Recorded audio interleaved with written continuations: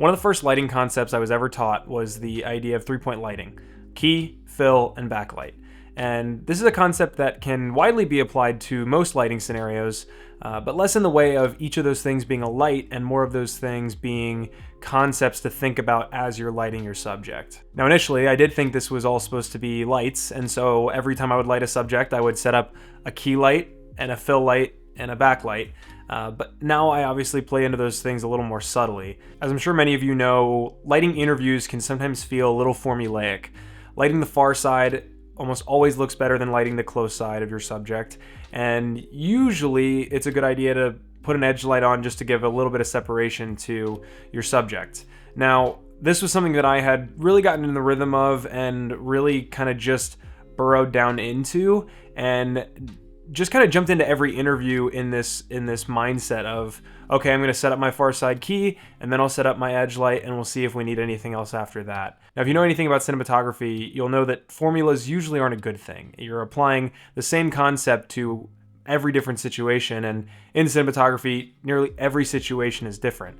So this was something that I got a little bit too comfortable with, and I eventually realized it on this one shoot that I want to tell you about today. So it was just another day. I had an interview job lined up, and I was on my way to location. I had my key light, I had a little tube for an edge light, and I had another light available, I think, just in case the room needed some extra ambient fill. And I make my way into the room where I'm going to be interviewing my subject, and lo and behold, I find my side, set up my key light, and then I go to set up my edge light. The interview starts, and we get most of the way in, and I'm kind of monitoring Sidus Link because my tube's on a battery, and I want to make sure that it doesn't die. Well, it said that it had about 30 minutes left on it, and we were probably an hour plus into the interview, so I thought surely it'll last the whole time. Well, it didn't, and it died in the middle of the interview, and I was hoping and crossing my fingers that it wouldn't be at a critical part of the interview, and they could just cut, and it wouldn't be that big of a deal.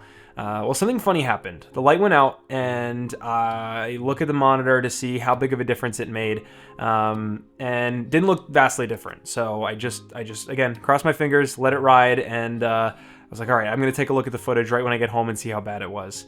I put the footage on my computer and loaded it up, did a quick color grade just to see it with color, and looked at the before and after. And I can show you the frames. This is the before right here. The frame with the light that was on, the hair light on his right side. And then this frame is the after. And I don't know about you guys, but I like the after considerably more than I like the before. And I realized this while I was looking at these frames. I was like, wow, I think I like the after better. But I never looked at it with the after in the moment. I only ever looked at it with the tube on, because I told myself that I should. I said, oh, okay, well, I've got to throw a tube light up because I want to separate the subject from the background. But looking back at it, I really like what it looks like without the tube. I think he's got a more natural wrap on his face. I think he gets more contrast and he gets more shape. And I don't really like what the tube is doing. But I set it up anyways because it was part of my formula. And I wanted to share that story because, again, I want to just disparage you from any type of lighting formula you may have in your brain. There are some things that are fine, like, again, 9 times out of 10, a far side key is going to look better than a close side key. That's just a technique that happens to give more shape. But there is always going to be different situations that require different lighting techniques and different lighting philosophies and methods. And so I just want to implore you to be creative, be innovative, don't get locked into formulas. Don't keep doing the same thing over and over again, especially in a mindless way like I did. Once I got home, I realized, okay, well, this video is not going anywhere humongous. Like, it's fine if the tube goes out. No one's really going to notice. But what I was more upset about wasn't that, but it was that I had let myself get formulaic, and I had let myself get lazy, and I'd let myself just do the easy thing and do the mindless thing of far side key, backside edge light, and I don't like that. I don't want to do that. I want to be innovative. I want to be creative. I want to make things that are unique every time and specifically tailored to what the situation calls for. So yeah, I'm just sharing this story because as a DP, I want to be able to say that every single scenario truly got its own creative thought put into it, and I can't say that about this situation, about those frames that I made.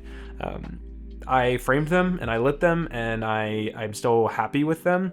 But again, I will always look back at that as the shoot where I just mindlessly set up, the typical setup and just went with it. So kind of just a random rant, but I hope that it implores you to be intentional with your lighting. That really is the ultimate lesson from what I'm trying to share, is be intentional. And I'm saying this to myself too, because I'm trying to hold myself accountable. That's honestly one of the main purposes of this video, is to hold myself accountable, to be intentional. Walk into a room, look at the scene, look at the scenario, and decide in that moment or in prep beforehand, but be unique and let it have a unique reason and solution behind why you're lighting something and framing something the way that you do.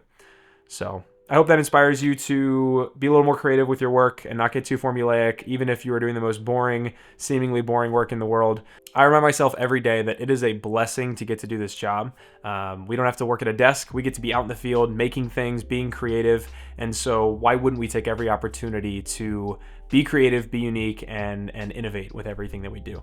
My name's Colin. I'm a cinematographer, sharing my journey. Feel free to follow along, subscribe, and I'll see you on the next one.